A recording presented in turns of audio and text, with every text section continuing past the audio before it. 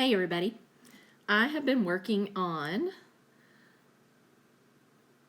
trigger words and I called some words out to myself and allowed myself to write about them for a few minutes.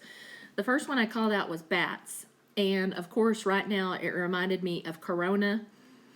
I also was reminded of a picture my friend Lauren Dennis posted on Facebook of a carousel bat, and his wings were spread out to embrace the pole. I thought that was kind of a cool thing. There are also allusions that I had with the bats word that we can teach some of our literary elements with, like Batman and Robin and the allusion to Dracula and vampires could be a good way to integrate that in there. We also have like the personal experiences that we have.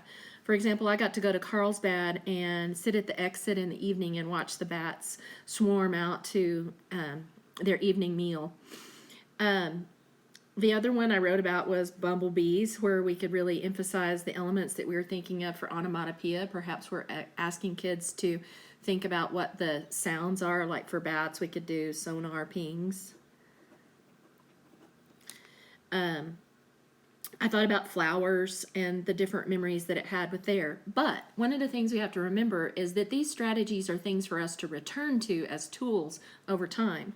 So one of the things that if I was asked to be writing about something that I needed to do some research for, well, I could go to bats, and what I see here is that I have a memory about reading an article where some ranchers were really upset because there were some bats populations that could drain the cow in just a few minutes or hours, and so they were trying to figure out how to balance what that was in keeping their cattle industry, but also balancing the benefits of insect production, which also led me to this one right here of the insect population and control.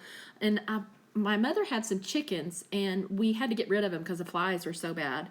And so I'm wondering if a solution for us could be to get one of those bat houses for our neighborhood and see if that could keep some of the population down.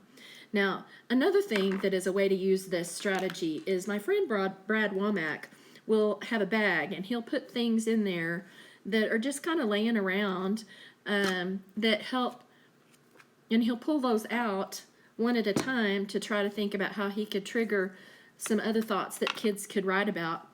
So what I did here is I wrote about earbuds, and I think about how they hurt, and then it reminded me of these really cool in bone induction headphones that I saw at the airport.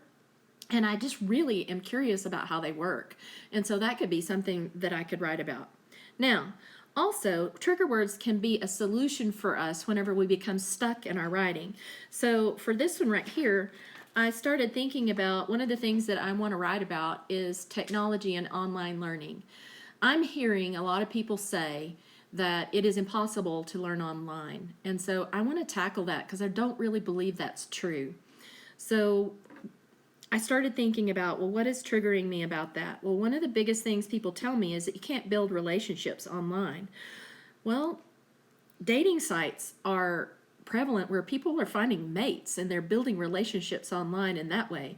Pen pals have been going on for a long time that don't have anything to do with technology. And we have been able to build relationships with letters for centuries. So I think that that's something that I could point to. The other thing is a really intense personal experience with a couple of friends that were in a writing group with me.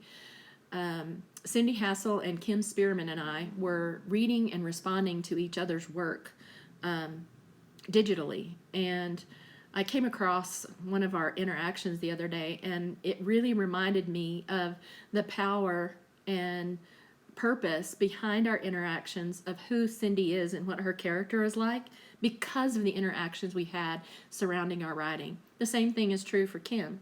I returned to the strength of that relationship because of the power it brought in their reactions to my writing and how they accepted what I said about theirs. So trigger words can be a very powerful tool to help us introduce the literary elements that we want to teach, like the allusions and the automatopoeia. It can be something we can return to think about other things that we want to research or write about. And it can also be something that we return to think of ideas and connections of things that we could write about whenever we're stuck or trying to start a new idea. So, what I'd like for you to do now is look around. Think of some words, look out the window, choose one and write it down, and then see what connections you can come up with to empower yourself and your ideas for writing.